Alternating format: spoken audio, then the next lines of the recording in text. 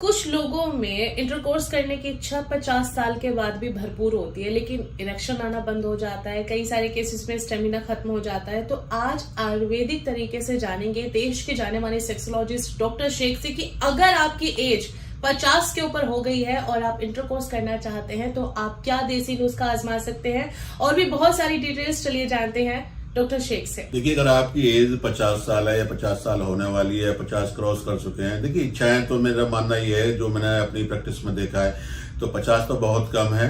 मेरे पास 75 के 80 साल के भी लोग बाग आते हैं और उनकी इच्छाएं भी होती हैं कि हम महीने में 1-2 बार इंटरकोर्स करें। और उनके दिमाग में सबसे बड़ी बात ये होती है, मैं आपको बता दूं, एक बहुत सच्चाई बताना चाह रहा हूं आपको, कि आदमी अगर मेल फीमेल दोनों जिंदा हैं, हयात हैं, जीवित हैं, आदमी न चाहते हुए ये सोचता है कि मेरी मिसेज की कोई रिक्वायरमेंट तो नहीं, कहीं ऐसा तो नहीं मैं उनके जो हक को खा रहा हूं, या उनको लग रहा है कि मैं उनकी इच्छा पूरी नहीं कर पा रहा हूं।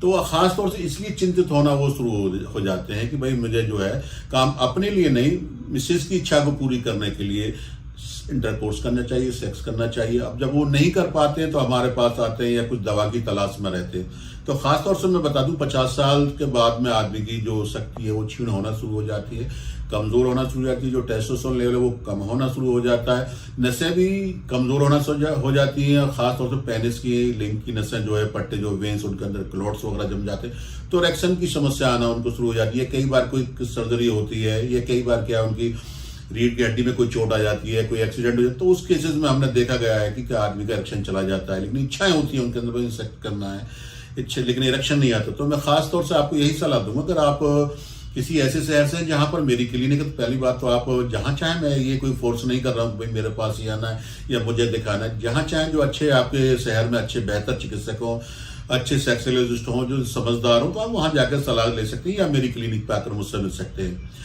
इस चीज का इलाज संभव है, इसमें कोई परेशान होने वाली नहीं। तमाम तरह की दवाएं जो हमारी मेडिकल स्टोर्स पे भी उपलब्ध है, मेडिकल्स पे भी मिलती हैं, लेकिन मैंने जैसे हमने कहा कि कोई ऐसा नुस्खा बता दी, कोई ऐसी चीज बता दी जिससे कि आदमी अपना फायदा उठा सके, या बहुत सारे लोग बाग दूर रहते हैं जो नहीं आ पाते, तो मैं आपको बताना चाहता हूँ आपको क्या करना है। एक छोटा सा नुस्खा मेरा नोट कर लीजिए। आपको कुछ नहीं करना है, पंसारी की दुकान पर जाना है। पंसारी की दुकान पर जाने के बाद आपको लेना है 5 ग्राम या 10 ग्राम की खुराक बना लीजिए। 10 ग्राम आपको कायफल लेना है, 10 ग्राम आपको राई लेनी है, 10 ग्राम आपको अश्वगंधा लेना है, 10 ग्राम कौच के बीज लेनी है, और 10 ग्राम आपको सफेद मूसली लेनी है।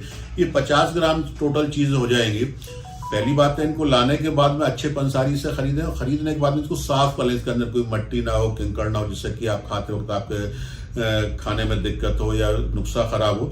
तो बारीक साफ करने के बाद बारीक पीस लिए। बारीक पीसने के बाद में आपको क्या करना है कि इसके अंदर जो है करीब 30 से 40 ग्राम जो धागे वाली मिश्री थी उसको पीस कर मिला लीजिए। एक पाउडर बन जाएगा, अच्छे से किसी जार में रख लीजिए, और 1 चम्मच सुबह 1 चम्मच शाम लगातार दूध के साथ आप इसको खाइए। मेरा मानना है इससे आपकी ओज पैदा होगी, आपको धातु पैदा होगी, सब धातु पैदा होगी, बीर बनेगा, बीर गाढ़ा होगा, और आपकी नसों के अंदर जान आएगी, और आप जो है सेक्स करने के काबिल बन जाएगी।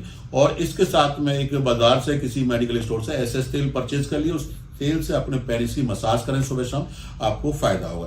किसी भी यौन समस्या के समाधान के लिए आप हमारी क्लिनिक पर आकर हमसे मिल सकते हैं।